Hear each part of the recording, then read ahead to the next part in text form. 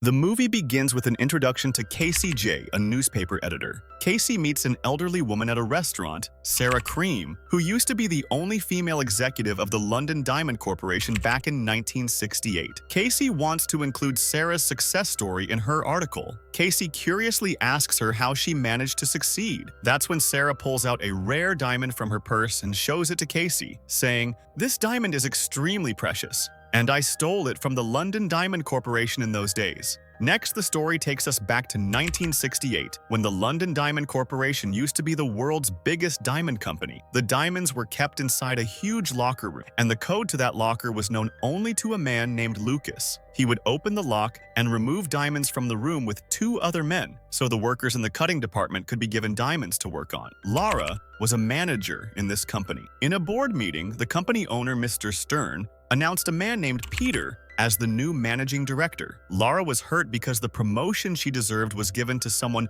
far less capable simply because she was a woman. Frustrated, Laura pulled out a paper and wrote on it, "There are 0 women managing directors in the world." She then tore that paper and threw it into the dustbin. She took another sheet and wrote, "Never stop working hard. What you want, you will get." She placed this note into an envelope and kept it on her desk. Like every day, Laura worked late in the office. That's when Kevin Hart, who worked as a cleaner in the company, came into her cabin. Laura talked to him normally. The next day, Laura met a man named Henry at the company. He was a bank officer and also a friend of Laura's. He had come to audit the diamond company's accounts. He gave Laura his card and advised her to consider moving into a banking career. When Laura returned to her cabin, she found an envelope with a movie ticket inside. Along with it was the same piece of paper on which she had written, "I will win." But now, beneath her handwriting, someone had added, "You will not win." The movie ticket also had a time written on the back. Laura had no idea who sent her this strange note. She went to the theater to meet this unknown person. There she found Hobbs. Seeing him, Laura turned to leave, but Hobbs stopped her and said he was the one who had sent the ticket and the note. Hobbs then asked Laura to help him steal diamonds from the diamond company. Laura refused and began to leave. That's when Hobbs told her the company was planning to fire her. Laura asked why she should believe him. Hobbs replied that he overheard it in a meeting. The next day,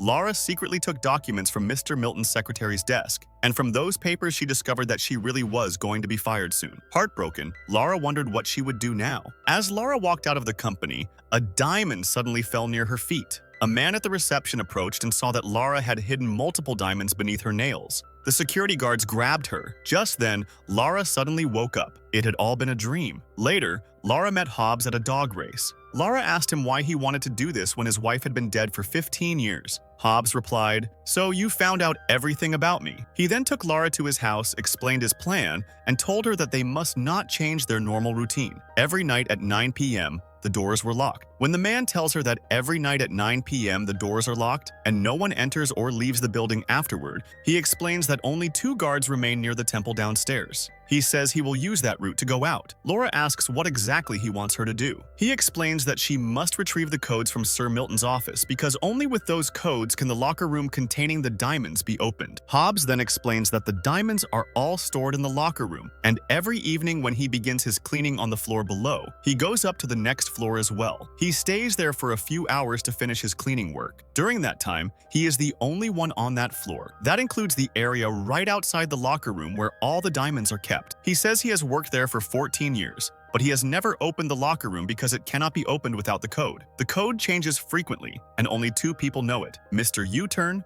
who is loyal to the company, and Sir Milton. Hobbs tells Laura that one time under Sir Milton's desk, he saw a slip of paper with the code written on it, but a few months later it disappeared. He checked under the desk every day afterward, but it never returned. Laura then asks what he expects from her. Hobbs hands her an invitation and says she has been invited to Sir Milton's party, and that she must go there and somehow steal the code from Sir Milton's study. Laura doubts the plan. Even if she manages to get the code, how will they get the diamonds out of the building? Hobbs shows her a bottle and says that inside this bottle they can fit £1 million worth of diamonds. Enough for both of them. Hobbs explains in detail how they will escape, and Laura eventually agrees. At Sir Milton's party, Laura sees Sir Milton talking to Sinclair, who is the owner of the insurance company. One of the executives tells Laura that Sinclair is also the biggest guarantor of the Diamond Corporation and has been involved in many insurance scams, including the National Health Service, yet no charges were ever filed against him. Despite this, the corporation still does business with him. Laura mingles with the guests and waits for the right moment. When she gets the chance, She sneaks into Sir Milton's study and begins searching for the code. Suddenly, she hears footsteps and hides. Sir Milton enters the room, opens his locker, and Laura quietly watches everything through a gap while hiding. When he leaves, Laura quickly steals the code and escapes. The next day, when she arrives at the office, she sees that CCTV cameras are being installed everywhere in the building. Hobbs meets her and says the entire building is now under surveillance through a monitoring room at the station, where staff watch the cameras 24/7. 4 camera feeds display at a time, and every 7 seconds the feeds change to the other 4. This means that only 4 cameras will be visible on the screen at once, giving Hobbs a few seconds of blind spots to move. Laura warns him that he can't possibly do it because he will have to run 40 inches between each blind interval, and he is old and can barely walk quickly. But Hobbs insists, saying she gave him hope, and now she cannot turn back. The next day, after all employees leave, Hobbs enters the CCTV monitoring room pretending to clean. He cleverly watches the feed cycle and notes the exact timing of when the camera angles switch. Then he takes a dustbin trolley and heads toward the locker room area. He times his run with the camera change, runs 10 meters during the blind spot, and reaches the locker room entrance. Meanwhile, Laura calls the CCTV guard from outside the building to distract him. The guard keeps answering the silent call while Hobbs slips inside the locker room and locks the door behind him. Inside, he sees piles of diamond trays stacked everywhere. The guard, irritated by the silent call, hangs up. Laura leaves the phone booth. Meanwhile, Hobbs waits for the next cycle of blind spots, grabs half a bottle filled with diamonds, and times his exit perfectly. Because the monitor guard is eating at the moment, he isn't paying much attention to the screens anyway. Hobbs leaves the building with the bottle of diamonds hidden in his coat. Laura secretly watches him walk out and breathe in relief. Just then, another worker arrives and takes Hobbs back inside to unclog a toilet. The next morning, all employees return to the diamond company. Laura watches as Hobbs leaves with his coat and the bottle safely hidden. She then goes to her office and tries to act normal. Suddenly, chaos erupts in the building because the theft has been discovered. Laura immediately realizes the theft has been detected and wonders how so many diamonds could have been stolen from in between the piles without anyone noticing. Trunk called Laura and took her to the locker room, where she saw that every single diamond had been stolen. Laura was shocked. There was no way Hobbs could have done this alone, because removing so many diamonds would require breaking the walls, heavy equipment, and vehicles. To investigate the robbery, Finch was brought in. That evening, Laura confronted Hobbs angrily, asking how he pulled this off when they had only agreed to steal 1 bottle of diamonds. While they were talking, Finch spotted them together and began to grow suspicious. He later summoned Laura for questioning. After being released, Laura met Hobbs again and asked what Finch had asked him. Hobbs told her that the right time would reveal everything and that he had lied. He didn't tell Finch anything. Soon after, a man named Boyle met the company's directors and told them that if they wanted to buy back their stolen diamonds, they must respond by the end of the week. He handed them a letter explaining the terms. When asked if he knew the client he represented, Boyle denied knowing them. Just then, Sir Milton's secretary informed him that Boyle had a call. Boyle answered, looking nervous, and dropped the letter on the table. It said that the diamond's price was £100 million, and the money had to be paid within 48 hours. Boyle had been sent by the thieves' side to deliver the message. If the company wanted their diamonds back, they must pay £100 million. The next day, Finch questioned Laura again, paying close attention to her expressions. He asked her what her relationship with Hobbs was, saying he had seen them talking earlier. Laura replied that Hobbs was just a kind man, and she only talked to him casually. Later, Laura met with the company director and told him that she wanted to work with Finch to help uncover the truth behind the robbery. She said Finch knew things that no one else did and had already gathered useful clues. Meanwhile, Sir Milton and Sinclair were discussing the insurance claim. Milton demanded that Sinclair's insurance company pay the full settlement. Finch walked in and announced that he believed the robbery was an inside job carried out by London Diamond employees and that the locker room code had been stolen from Sir Milton's home on the night of the party. Hearing this, Sinclair warned Milton that if the insurance company detected even a hint of fraud, they would not honor the full settlement. Milton became furious, saying that for 30 years the company had paid huge premiums and now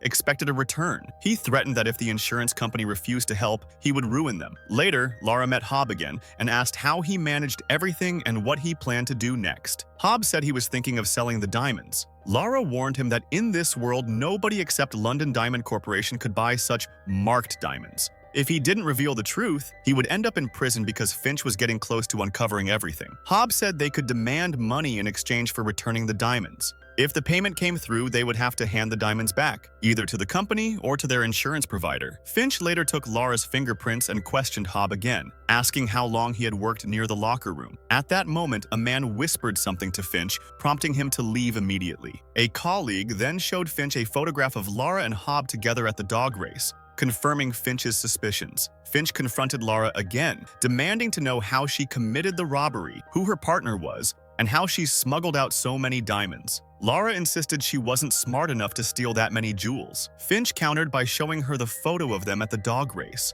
Laura told him he was only guessing based on her reactions and that he still had no proof. Meanwhile, the news of the diamond robbery reached the media, and reporters gathered outside Sir Milton's house. People began questioning him, and seeing the media crowd outside his house, Sir Milton panicked. He suffered a heart attack and died on the spot. Someone informed Finch and Laura about Sir Milton's death, and hearing this, Finch immediately left. Laura too became scared and deeply upset. Crying, Laura went to the washroom. When she took out her handkerchief to wipe her tears, the diamond from her earring accidentally fell into the wash basin. Laura quickly opened the sink pipe, retrieved the diamond, and at that moment she realized how the stolen diamonds had been taken out of the company. Laura then located the drain outside the London Diamond Company building, opened it, and began searching for the diamonds. While she was looking, Hopper suddenly appeared behind her. He told her that she had finally figured it out and called her clever. Laura said she would expose his entire plan to everyone and get everything cancelled, but Hopper stopped her. Laura reminded him that Sir Milton was already dead, and that Hopper's plan to demand money in exchange for the diamonds had failed. Hopper replied that he would be receiving the money within an hour, and until then,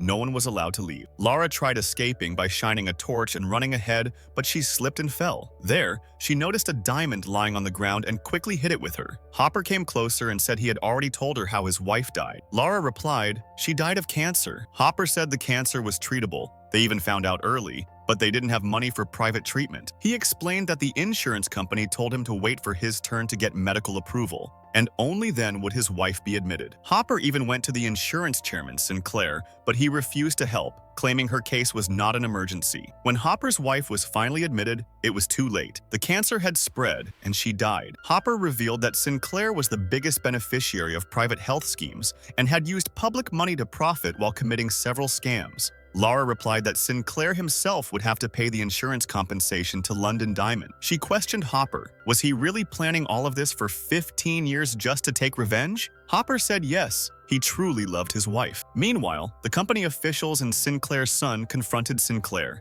They threatened him, demanding that he pay the person who stole the diamonds so they could recover them. Otherwise, all newspapers would expose Sinclair's fraud, and they would go to the press against his company. Hearing this, Sinclair panicked and took his own life inside his company building, as he knew he could never pay such a massive amount. Hopper later explained to Laura how he had stolen the diamonds. He repeatedly went into the locker room, using stopwatch timing, and filled the dustbin with diamonds. Then he went to the washroom and flushed them down the basin pipe, where they collected in the underground drain. After explaining everything, Hopper left. Laura reached the drain again and saw a huge pile of diamonds. She informed the investigation team about the location, and the diamonds were recovered. Hopper was declared responsible for the entire heist, but he was never found again. Sir Milton's son Holly was then appointed the new head of the London Diamond Company. Laura became the editor of the newspaper. Casey asked her what happened to the money that was demanded in exchange for the diamonds. Laura said she received a letter from the bank stating that £100 million had been transferred to her account. Someone had deposited the entire ransom money in her name and then disappeared. Laura said she handed over everything to the authorities and then left. She explained that all the money Hopper had given her was donated to different charities. That was the end of the story. The movie concludes by revealing that Hopper only wanted revenge. When his wife needed urgent treatment for cancer,